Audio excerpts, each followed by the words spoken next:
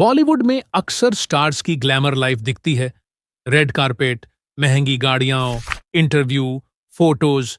लेकिन सितारों की वास्तविक जिंदगी कभी कभी फिल्मों से भी ज्यादा जटिल होती है।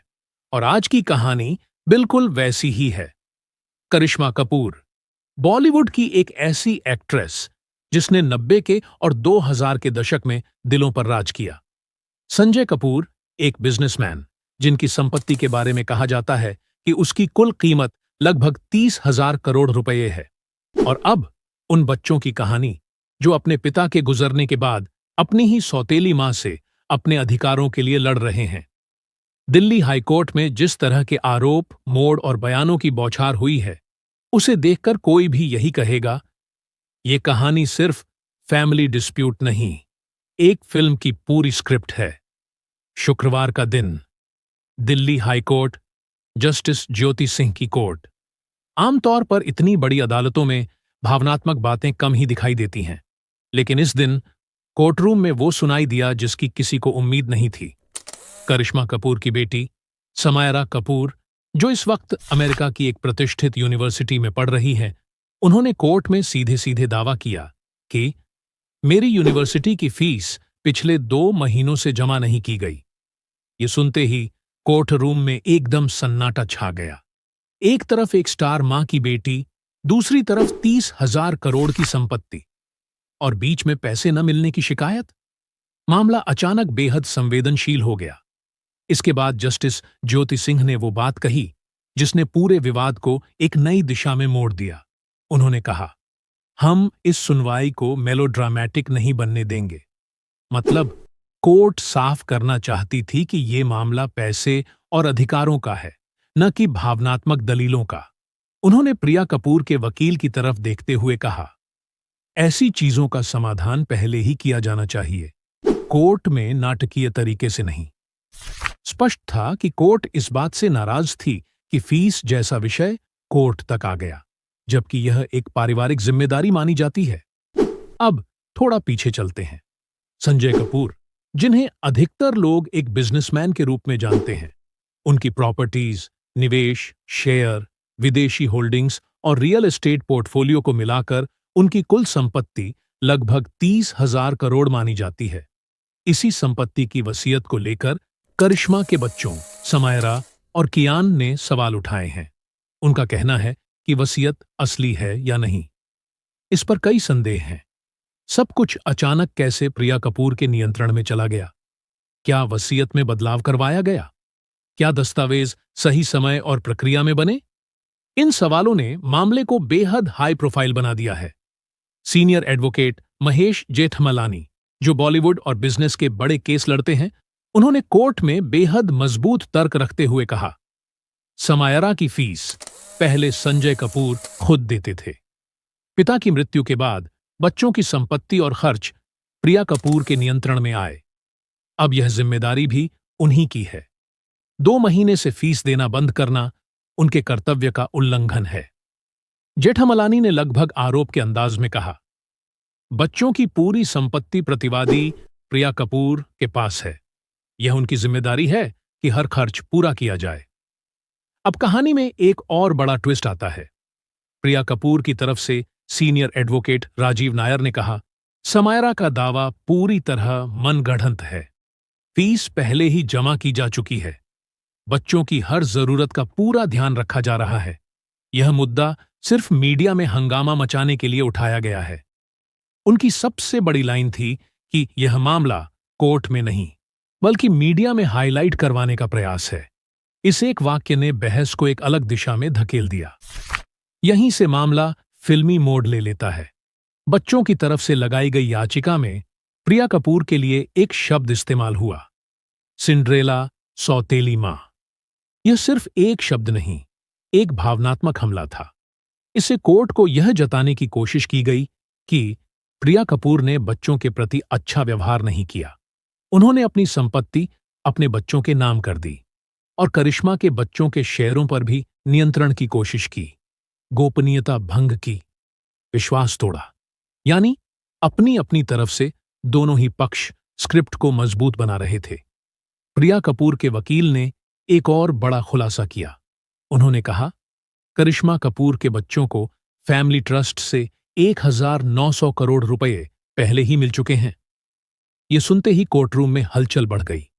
अब सवाल उठे, अगर 1900 करोड़ मिले हैं तो फीस का मामला कोर्ट क्यों? क्या विवाद सिर्फ वसीयत पर है? क्या यह भावनात्मक दबाव की रणनीति है?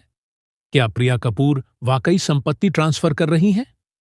वकीलों की बहस ने इस कहानी को उस स्तर पर पहुंचा दिया था कि मीडिया इसे दिन भर की हेडलाइन बना चुका था। लेकिन अदालत ने स्पष्ट कहा, हम सिर्फ वसीयत, संपत्ति और कानूनी अधिकारों पर बात करेंगे, ड्रामा नहीं। इसलिए कोर्ट ने अगले सप्ताह सुनवाई का आदेश देते हुए कहा, दोनों पक्ष अपने दस्तावेज तैयार रखें। भावनात्मक या निजी आरोप दोबारा न लाए जाए। सिर्फ तथ्य आधारित बहस होगी। और इन सब के बाद सबसे बड़ा सवाल यही है, सच कहां है? क्या वाकई फीस नहीं भरी गई थी, या भरी गई थी लेकिन दिखाया नहीं गया?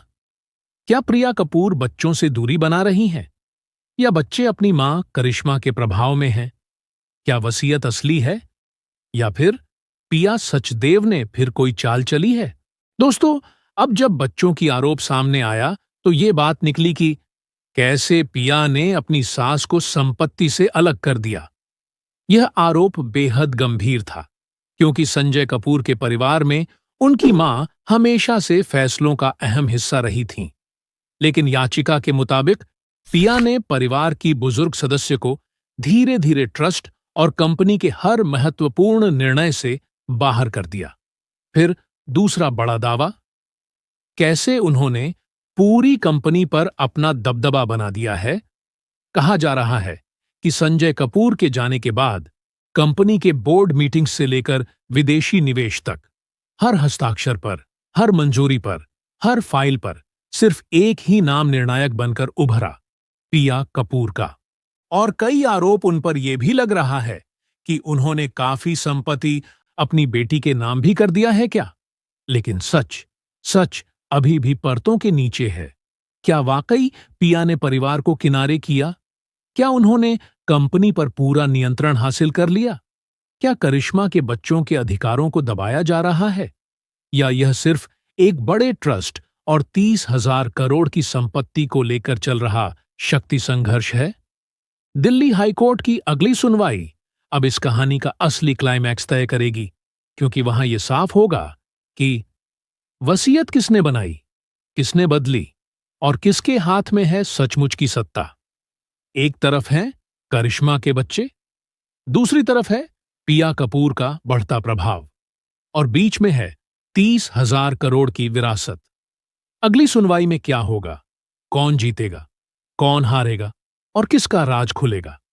संजय कपूर के जाने के बाद बोर्ड मीटिंग्स से लेकर विदेशी खातों की मंजूरियों तक, हर महत्वपूर्ण दस्तावेज पर, हर हस्ताक्षर पर सिर्फ एक ही नाम हावी था, पिया कपूर। अब 3 बड़े सवाल और उनके जवाब। नंबर 1, क्या वाकई समायरा की फीस नहीं भरी गई थी? जवाब है, दोनों पक्ष अलग दावे कर रहे हैं। बच्चों का कहना है फीस रुकी, पिया का दावा फीस भरी गई। सच दस्तावेज पेश होने पर ही सामने आएगा। नंबर 2, क्या पिया कपूर ने कंपनी और संपत्ति पर पूरी पकड़ बना ली है? जवाब है, याचिका में यह गंभीर आरोप लगाया गया है। बोर्ड फैसलों से लेकर ट्रस्ट तक कई जगह पिया के साइन निर्णायक हैं, लेकिन कोर्ट ही तय करेगा कि यह अधिकार है या दबदबा। नंबर 3, क्या करिश्मा और संजय के बीच आखिरी महीनों में नजदीकियां बढ़ रही थीं?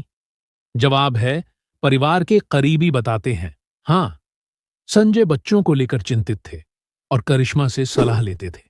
इसी वजह से कई लोग मानते हैं कि संजय कुछ बदलाव करना चाहते थे। पर क्या वे बदलाव वसीयत में हुए या नहीं, ये आज भी बड़ा रहस्य है। अंत में दोस्तों, इस हाई वोल्टेज फैमिली ड्रामा और 30,000 करोड़ की विरासत की लड़ाई का सच अभी सामने आना बाकी है।